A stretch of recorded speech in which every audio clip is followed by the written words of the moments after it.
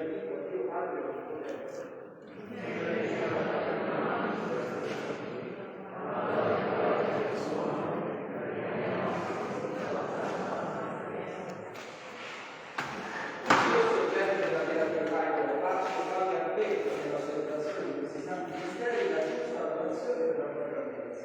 E si rafforzino per portare la memoria delle fede per Cristo nostro Signore.